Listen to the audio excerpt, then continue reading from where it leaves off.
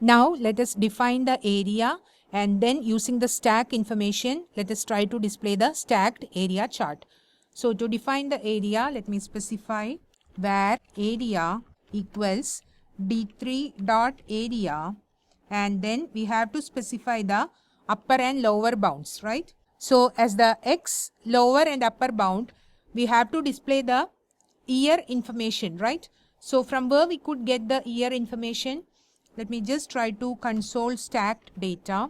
So console.log stacked data. We have the array, and we could see 0 here and 80, 130, 40. This is for desktop. Then for laptops, we are able to see 80, 130, that is D0 and D1 are there. But we could not get the year directly from this, right? So we need to go to data, and within data we could get the year. So when we try to get the year information, we need to get it from d dot data dot year. We cannot directly get it like d dot year because it is within the data object. So here how I can specify? Let me specify dot x as function d will be the data. So return, we need to use x scale, right? So x scale of d dot data dot year. So this will return the corresponding position of the x. So we need to make it with respect to the x scale. That is why we have specified return x scale d dot data dot year. Next we need to specify the lower and upper bound for the y. So let me specify y0 first. Function d return y scale of, because it is with respect to y scale, I can directly specify d of 0 because that will be the lower bound for all the items. So here it will be 0, the lower bound, and for laptops it will be like 80, 130, 40, these values. So it will be d of 0. Then we need to define the upper bound as well. So here we need to have a dot to connect them, right? Then again dot y1, we need to pass d. So function d return y scale of, it is also with respect to y scale, d of 1. That is the upper bound. So with this we have defined the area, right? Let me put the end here. So we have the area. Next what we need to do? We need to have 4 separate G elements for 4 keys, or for these items. For desktops 1G, laptops 1G, printers 1G, and monitors 1G. So we are going to do it in the same way as we have done it while explaining the stack method. So here where series equals svg dot select all G.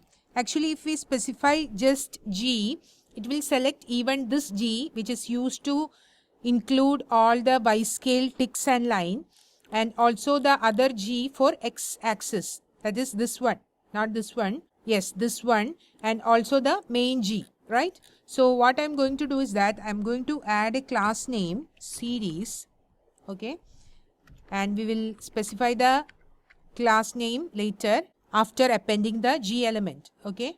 Next let us join the data. So dot data stacked data, right? Then let me specify dot enter, then dot append G, then let me specify the attribute class dot attr class as series, because here we are selecting them using the class name, right? So class series, you can name it as you want. Here I am specifying G dot series. So series is the class name. So here I am specifying the class name. Next what we need to do, for each G we need to have the path. So what will be the path? For the path element we need to set the D attributes value as the value returned by this area, right? So how we can do that? So series dot append path. So path elements are to be added, and let me specify the colors using the style method. So dot style, and we need to specify fill color. So how I can get the fill color? I can specify function D comma I, I'm going to use the position with the colors variable in which we have specified 4 different colors, right? So return colors of I, which means for the first one, that is for desktops, it will be the first color, which is Dodger blue. Then for laptops, it will be silver. For printers, it will be pink. And for monitors, it will be purple. So we have specified the colors. Then what we need to have? We need to specify the D attributes value. So dot attr of D, what should be that? We need to specify function D, and here return area of D. Actually, this D and this D is not same. This is the attribute name and this is for getting the data, right?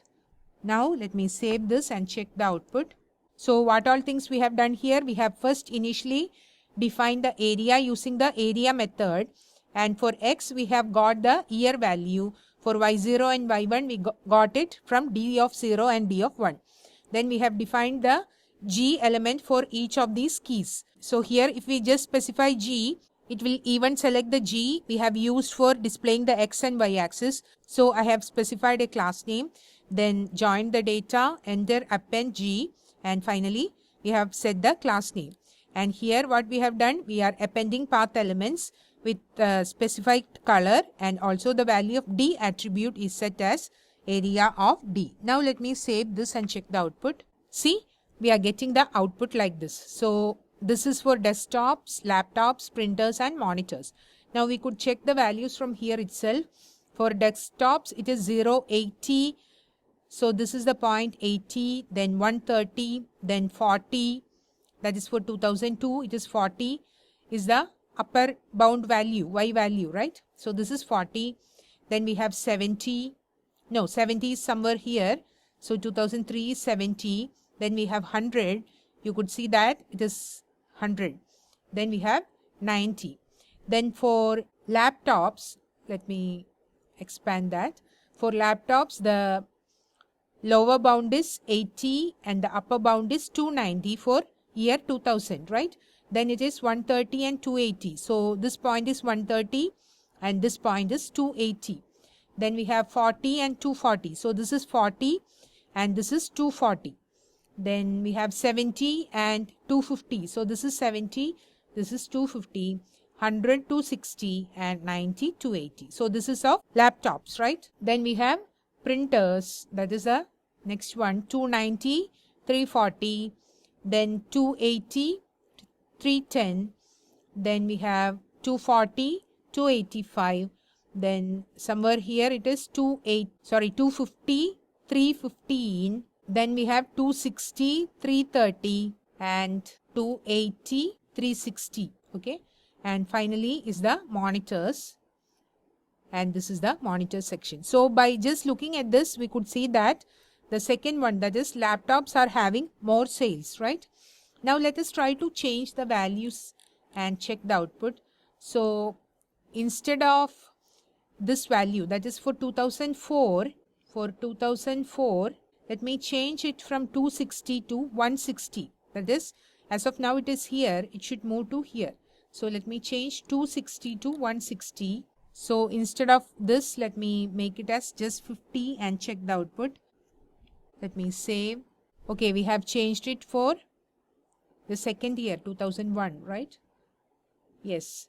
I want to make the change for 2004. So for 2004, let me make the change. This is 2004. Instead of 160, let me just make it 50. And let's see the change. Let me save this. See, this is how now the stacked area chart is looking like. So when one value is changed, the whole stacked area chart is displayed differently, right? Now if I try to make some change to this value, that is for 2002, second one, 2002 to instead of 200, suppose I make it as 70. Let me save this. See, the stacked area chart is now looking different.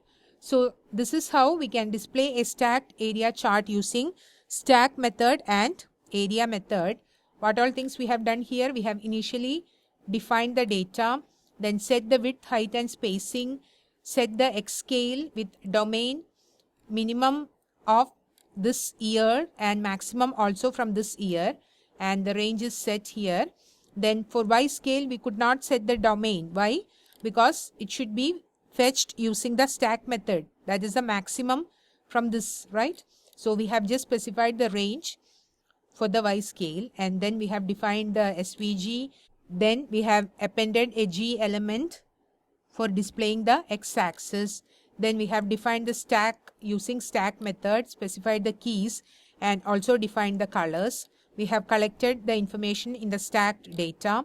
Then what we have done, using the stacked data, we have defined the domains, that is Y scales, minimum and maximum of the domain. Minimum is set as 0. Maximum we have collected from this stacked data, that is the last arrays D1's maximum value. That is what we have done here. We have passed stacked data's last array using this, and then we have returned the maximum of D of 1. Then we have called the y-axis and displayed it. Later we have defined the area, set the x value, lower and upper bound of the y. Then we have appended separate G elements for all these. Then we have appended the path and specified the D attributes value as area of D and also specified the color. If you want, we can try different colors. Instead of pink, suppose you want green, you can try that. See, now the color is changed. So this is a stacked area chart we have developed from scratch using D3.js, area and stack methods.